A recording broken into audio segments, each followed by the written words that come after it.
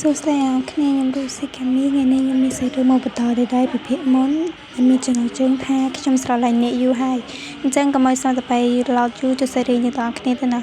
មុនចូលទៅសេចក្ដីរបស់យើងកុំភ្លេចចុច Subscribe និងសញ្ញាកណ្ដឹងឲ្យមានម្នាក់មួយផងណាសេចក្ដីរបស់យើងមិនកាត់ចូលនៅពេលចេញលេងហើយ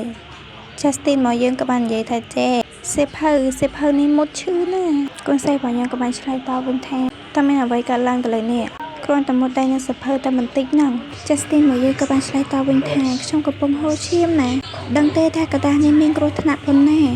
អូនិយាយចេញមកលួយហ្មងកូនណងកូនស្រីរបស់យើងក៏បានឆ្លើយតបវិញថាខ្ញុំមើលតិចមើលថាវាមុតធំប៉ុណ្ណា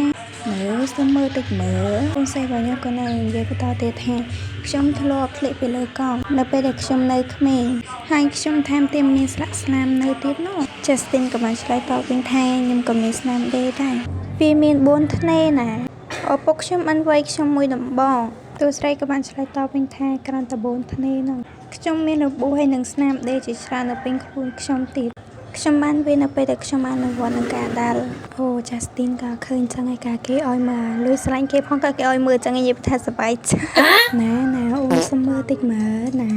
Justin ក៏បានប្រាប់វិញថាចេប្រសិននេះជាករណីរបស់ខ្ញុំវិញខ្ញុំមានរបួសហើយនឹងស្នាមធំជាងនេះទៀតណោះអើយហើយកូននឹងគិតអីទៅនឹងបាំងខោគេទៅហើយ Justin របស់ខ្ញុំក៏បានបង្ហាញទៅស្អីរបស់យើងមើលអីចឹងទៅអាហ្នឹងឃើញយ៉ាងមកក៏គេក៏ឆ្លៀតដើមមកឃ្លាទៀតថា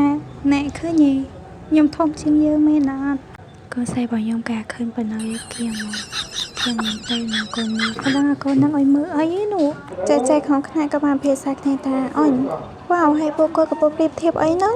ហើយសាច់រឿងរបស់យើងក៏បានកាត់ចប់ទៅត្រឹមនឹងដែរសូមរងចាំទស្សនានៅភាគក្រោយណាបាយ